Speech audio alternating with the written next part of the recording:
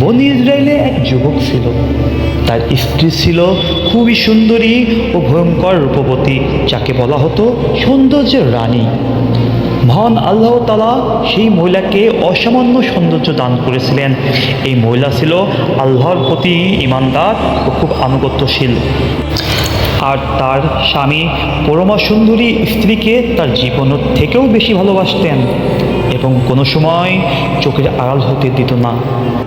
এভাবেই তাদের দিনগুলো সুখে কাটছিল। কিন্তু সুখ আর বেশি দিন থাকলো না। হঠাৎ একদিন যুবকের স্ত্রী পৃথিবীর মায়া ত্যাগ করে পরকালে চলে গেল। স্ত্রীর মৃত্যুর পর সে অনেকটা পাগলের মতো হয়ে গেল। সে ঘুম, খাওয়া দাওয়া ভুলে গিয়ে সবসময় স্ত্রীর কবরের পাশে বসে কান্নাকাটি করত। এইভাবে কয়েকটি মাস পার হয়ে যাওয়ার পরেও এই যুবককে কবরের পাশ থেকে বিন্দুমাত্র সরানো গেল না। সে তার স্ত্রীর বিরহে কবরের পাশে বসে সারাদিন কান্নাকাটি করতেই লাগলো। এমন সময় এই কবরের পাশ দিয়ে যাচ্ছিলেন হযরত ঈসা নবী। এই যুবককে কবরের পাশে কান্নাকাটি করতে দেখে ঈসা নবী জিজ্ঞেস করলেন, হে যুবক, তুমি তো কেন কাঁদছ? এই কবরটি বা কার? যুবক তখন বললেন, এটা আমার প্রাণপ্রিয় স্ত্রীর কবর। আমার বিবি মারা গেছে কয়েক মাস হলো। তখন ঈসা নবী বললেন, হে যুবক, তুমি আর কান্নাকাটি করো না, বাড়ি যাও, বিশ্রাম নাও। তোমাকে আমাকে একদিন এই পৃথিবী থেকে বিদায় নিতে হবে। আজ হোক বা কাল হোক, সবাইকে যেতে হবে এই পৃথিবী থেকে। এটা স্থায়ী থাকার জায়গা না। তুমি যাও, বাড়ি যাও, আর পরকালে ভালো থাকার জন্য, আল্লাহর কাছে যাওয়ার জন্য প্রস্তুতি হও। যুবক বলে, হে নবী, হে আমার নবী, আমি আমার স্ত্রীকে খুব ভালোবাসতাম। আমার বিবি ছাড়া বাঁচতে পারি না, ঘুমাতে পারি না, আমার বিবি ছাড়া কিচ্ছু ভালো লাগে না। তুমি তোমার আল্লাহকে বলো, হয় আমাকে নিয়ে যেতে, না হয় আমার বিবিকে ফিরিয়ে দিতে। ঈসা নবী বুঝাইলেন, বাবা, পাগলামি করিস না। দুনিয়া থেকে সবাইকেই চলে যেতে হবে। এই দুনিয়া স্থায়ী থাকার জায়গা না। কত নবী, কত রসুল, কত অলি আসলেন, সবাই চলে গেছেন প্রকৃতির নিয়মে। বাবা, তোমারও চলে যেতে হবে, আমিও চলে যাব, কেউ থাকবে না এই পৃথিবীতে। যুবক বলে, আল্লাহর নবী গো, আমি যেতে চাই না আমার স্ত্রীকে ছাড়া। আমি ঘুমাতে পারি না আমার স্ত্রীকে ছাড়া। আমি এক মুহূর্ত থাকতে পারছি না আমার স্ত্রীকে ছাড়া। আমার স্ত্রীকে আপনি ফিরিয়ে দেন মহান আল্লাহকে বলে। আল্লাহর নবী বললেন, তোমার বিবির কবর কোনটা? যুবক বলল, ওইটা আমার বিবির কবর। আল্লাহর নবী কবরের কাছে গিয়ে বললেন, হে কবরবাসী, কবর থেকে ওঠো। তখন এই কবর থেকে একজন যুবক উঠলেন। তার সমস্ত গায়ের ভিতর আগুনে সাপ লাগানো, সমস্ত গায়ের ভিতর আগুন জ্বালানো, সমস্ত গায়ের মধ্যে জাহান্নামের আযাবের অগ্নিকাণ্ড জ্বলতেছে। কারণ এই যুবক মৃত্যুর আগে ঈমানদার হয়ে মৃত্যুবরণ করেন নাই। এই পাপী যুবক হযরত ঈসা নবীকে দেখে সঙ্গে সঙ্গে লা ইলাহা ইল্লাল্লাহু ঈসা রুহুল্লাহ বলে আল্লাহর প্রতি ঈমান আনলেন। সঙ্গে সঙ্গে তার গায়ের আগুনে সাপগুলো ঝরে গেল, আগুন নিভে গেল। যুবক জাহান্নামের বাসিন্দা থেকে জান্নাতের স্থায়ী বাসিন্দা হলো আল্লাহর প্রতি ঈমান আনার কারণে। এরপর আল্লাহর নবী বললেন, এইটা তো তোমার বিবির কবর না, এই কবর তো এই ব্যক্তির কবর।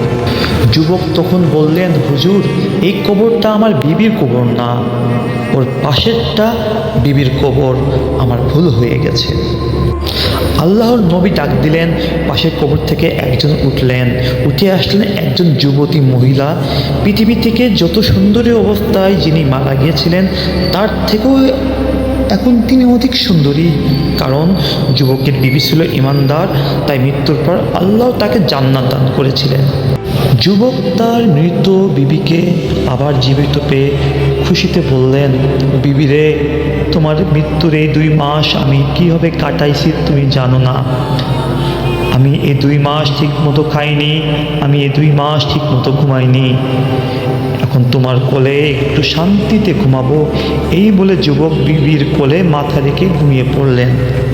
ওই সময় ঘোড়ায় চড়ে পাশে যাচ্ছিলেন ওই দেশের যুবরাজ। যুবরাজ যুবকের বিবির রূপ থেকে পাগল হয়ে গেলেন এবং তাকে রক্ষিত হওয়ার জন্য প্রস্তাব দিলেন। যুবকের বিবি যুবরাজের এই প্রস্তাব মেনে নিয়ে রক্ষিতা হিসেবে যুবরাজের সাথে চলে গেল রাজপ্রাসাদে। আফসোস ভালোবাসা, আফসোস যুবকের ভালোবাসা, হার মানল যুবকের ভালোবাসা যুবরাজের ধন সম্পদের কাছে। কয়েক ঘন্টা পর যুবকের ঘুম ভাঙল। ঘুম থেকে উঠে দেখে ঘরে প্রাণপ্রিয় বিবি আর নাই। চারিদিকে খোঁজাখুঁজি করতে লাগলেন, এদিক খুঁজলেন ওদিক খুঁজলেন, কোথাও প্রাণপ্রিয় বিবি নাই। যুবক পাগল হয়ে গেলেন প্রিয়তমার বিবির জন্য। বিবিকে খোঁজাখুঁজির সময় যুবক দেখলো তার বাড়ির ভিতরে ঘোড়ার পায়ের ছাপ। তখন যুবক ভাবলো, আমার বিবিকে হয়তো বা কেউ তুলে নিয়ে গেছে জোর করে। তাই সে ঘোড়ার পায়ের ছাপ অনুসরণ করতে করতে যুবরাজের রাজপ্রাসাদে এসে পৌঁছালো। যে দেখে রাজা রাজমহলে তার প্রাণপ্রিয় বিবি সোনার পালঙ্কে বসে যুবরাজের সাথে আড্ডায় মেতে আছে। দূর থেকে দেখে আফসোস করে যুবক বলে, বিবি রে, তোর প্রেমে আমি এত মজেছিলাম, আর আমি তোকে এত ভালোবেসেছিলাম, আর তুই আমাকে ফাঁকি দিলি। ফাঁকি দিয়ে এই যুবরাজের সাথে আজ রঙ্গলীলা করছিস। তখন যুবক যুবরাজকে বললেন, এই তো আমার বিবি, আপনি আমার বিবিকে কেন রাজপ্রাসাদে আনছেন? তখন যুবরাজ বলল, তোমার মাথা ঠিক আছে? কেমনে তোমার বিবি হয় এই মহিলা? এ তো আমার রক্ষিতা। তখন যুবক বলল, যুবরাজ, আপনার কথা ভুল হচ্ছে, এ তো আমার ভালোবাসা, এ তো আমার প্রাণপ্রিয় বিবি। আপনি না হয় আমার বিবিকে জিজ্ঞেস করুন। তখন বিবি মুহূর্তের ভিতরে আলপি হয় আর বলল, যুবরাজ, আমি তো এই যুবককে চিনি না, আমি কখনো দেখিনি, আমি তো আপনার রক্ষিতা। এমন সময় হযরত ঈসা নবী এই পথ ধরেই বাড়িতে যাচ্ছিলেন। যুবক তখন হযরত ঈসাকে দেখতে পেল, তার কাছে গিয়ে পা ধরে বলল, হে আল্লাহর নবী, এই নারী কি আমার বিবি নয়, যাকে আপনি কিছুক্ষণ আগে কবর থেকে জীবিত করেছিলেন? আল্লাহর নবী তখন বললেন, হ্যাঁ, এটা তোমার সেই বিবি, যাকে একটু আগে আমি কবর থেকে জীবিত করেছি। তখন ঈসা নবী এই নারীকে জিজ্ঞেস করলেন, তুমি কি ওই লোকের বিবি নও যাকে একটু আগে আমি কবর থেকে জীবিত করেছি? তখন নারী বললেন, আপনি তো দেখছি ভয়ঙ্কর মিথ্যাবাদী মানুষ, আমি কখনোই এই যুবকের বিবি নয়। আমি বললাম, এই যুবরাজের রক্ষিতা, আর আপনি কি? আপনাকে তো আমি কোনোদিন দেখি। আল্লাহর নবীকে মিথ্যাবাদী বলায় হযরত ঈসা খুবই মনে কষ্ট পেলেন। অতঃপর তিনি এই নারীকে বদ্ধ করলেন।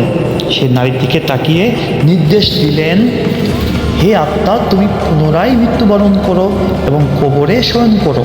এ কথা বলা মাত্রই সেই মহিলা আবার মৃত্যুর কোলে ঢলে পড়ে এবং তার লাশ সেই কবরে দাপন করা হয়। এরপর হযরত ঈসা বিবির প্রেমে পাগল এই বনি ইসরায়েল যুবককে বললেন, আমি যে তোমাকে বলেছিলাম, মহান আল্লাহ তাআলা যা করেন কল্যাণের জন্যই করেন। দেখো, তুমি যতদিন তোমার বিবিকে ভালোবেসেছিলে, সেও তোমাকে ভালোবেসেছিল। আল্লাহ যখন তোমার বিবিকে মৃত্যু দিলেন, তুমি তখন সহজে মেনে নিতে পারলে না।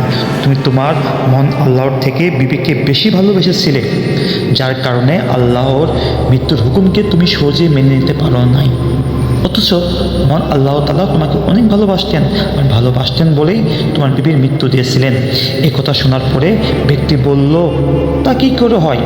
তখন ঈসা নবী বললেন, মূলত ঘটনা এমন ছিল, তোমার স্ত্রী যতদিন তোমার আজ্ঞাবহ ছিল ততদিন তোমার সুখে সংসার ছিল, কিন্তু তোমার বিবির মৃত্যুর 3 দিন আগে থেকে এই যুবরাজের সাথে তোমার বিবির প্রেম বিনিময় হয়ে গেছিল। তাদের পরিকল্পনা ছিল তোমার সংসার ছেড়ে তারা পালিয়ে যাবে।